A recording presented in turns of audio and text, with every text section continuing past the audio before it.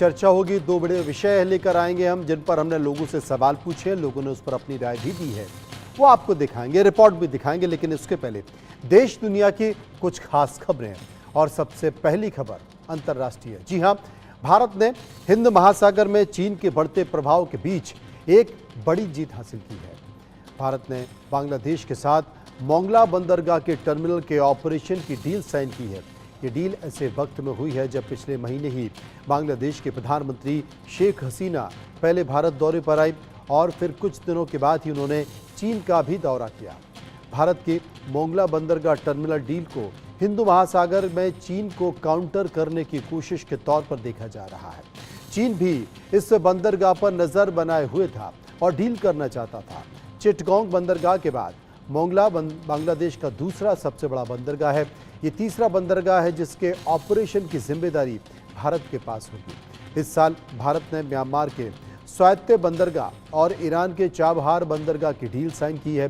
बताया जा रहा है कि मोंगला बंदरगाह का संचालन इंडिया पोर्ट्स ग्लोबल लिमिटेड करेगा। मोंगला बंदरगाह के जरिए भारत को अपने उत्तर पूर्व के राज्यों तक कनेक्टिविटी बढ़ाने में मदद मिलेगी। इससे सिलीगुड़ी कॉरिडोर पर भी दबाव कम होगा। हिंद महासागर में चीन, जिबूती और पाकिस्तान के ग्वादर में बंदरगाह बना रहा है। चीन दुनिया के 63 देशों में 100 से ज़्यादा बंदरगाह में अब तक निवेश कर चुका है। जानकार बता रहे हैं कि मोंगला बंदरगाह का कंट्रोल मिलने के बाद भारत के पास दुनिया को दिखाने का मौका है कि भारत भी कंटेनर ट्रैफिक को बेहतर तरीके से हैंडल कर सकता है। एक और खबर, अमेरिकी राष्ट्रपति जो बाइडेन के चुनावों के पीछे हटने के बाद कमला हैरिस का डेमोक्रेट उम्मीदवार बनना लगभग तय माना जा रहा है। इस खबर के बाद तमिलनाडु के गांव थिरुवनंतपुरम में खुशियां मनाई जा रही हैं। पूरे गांव में कमला हैरिस के पोस्टर लगे हुए हैं। दरअसल थिरुवनंतपुरम गांव कमला हैरिस का ननिहाल है। कमला हैरिस की जीत के लिए गांव में हवन पूजन भी किया जा रहा है। गांव के मंदिर में हवन तो किया ही जा रहा है। ये विशेष पूजा अमेरिका में वोटिंग के दिन तक जारी रहेगी। और मंदिर के मुख्य पुजारी एम नटराजन का कहना है कि 2020 में जब कमला हैरिस के लिए पूजा की गई थी तब वो उपराष्ट्रपति बनी थी और फिर से पूजा की जा रही है। मंदिर के डोनर्स की लिस्ट में कमला हैरिस का नाम भी शामिल है। गांव वालों ने उम्मीद जताई है कि कमला हैरिस राष्ट्रपति बनेंगी और राष्ट्रपति बनने के बाद वो गांव का दौरा जरूर करेंगी। ग्रामीणों का मानना है कि गांव से कमला हैरिस का नाता जुड़े होने के चलते गांव को कई फायदे भी मिले हैं। गांव का विकास तेजी से हुआ है। अब कमला हैरिस के नाना का परिवार भी गांव में नहीं रहता है। कमला हैरिस 59 साल की है और वो कैलिफोर्निया में पैदा हुई थी। हालांकि वो कई बार अपनी मां के साथ भारत जरूर आ चुकी हैं। कमला हैरिस की मां श्यामला गोपालन ईसाई धर्म को मानती हैं, जबकि उनके पिता यहूदी हैं। 1970 में कमला हैरिस की मां और उनके पिता का तलाक हो गया था। तब से कमला हैरिस और उनकी मां, उनकी बहन माया की परवरिश उनकी मां ही ने की थी। एक और खबर, भारत का आतंक परस्त पड़ोसी पाकिस्तान भुखमरी के कगार पर। आलम यह है कि पाकिस्तान की जीडीपी भारत के कई राज्यों की जीडीपी से भी कम है। पाकिस्तान की आर्थिक हालत इतनी खराब है कि उसकी अर्थव्यवस्था भारत के राज्य महाराष्ट्र की जीडीपी से भी कम है। पाकिस्तान की अर्थव्यवस्था 338 अरब डॉलर की है, जबकि महाराष्ट्र की जीडीपी 439 अरब डॉलर की है। ये आंकड़े 2022-23 के हैं और अब इन आंकड़ों को पहले से ज़्यादा और इजाफा हो चुका है।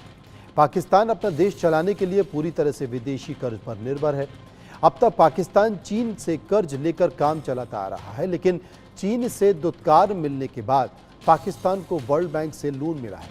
महाराष्ट्र से पाकिस्तान की जीडीपी को कंपेयर करें तो महाराष्ट्र में टेक्सटाइल फैक्ट्रियां हैं। मुंबई, नागपुर, सोलापुर, अकोला, अमरावती कई ऐसे उद्योग हैं और मुंबई को भारत का बिजनेस हब भी कहा जाता है। वहीं पूरे भारत की अर्थव्यवस्था में मुंबई का अहम स्थान है।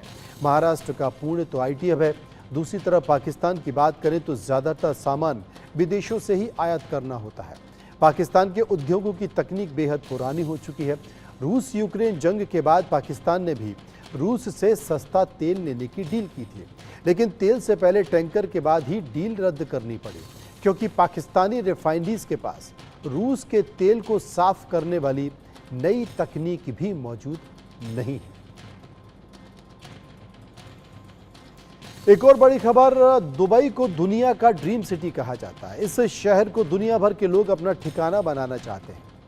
दुबई में लाखों की तादाद में लोग रोजाना पहुंचते हैं और यहां की खूबसूरती का आनंद भी उठाते हैं।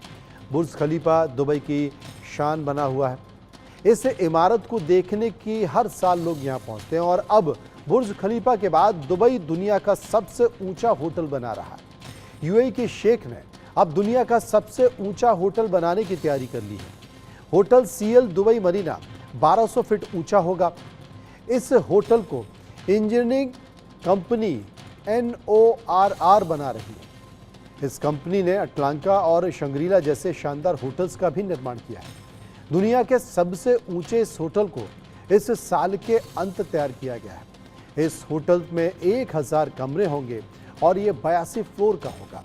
इस होटल को दुबई मरीना इलाके में 2500 वर्ग मीटर में बनाया जा रहा है। इतने ऊंचे होटल के लिए 2500 वर्ग मीटर कम जगह है, लेकिन इंजीनियरिंग के इस करिश्मे को पूरा कर रहे हैं।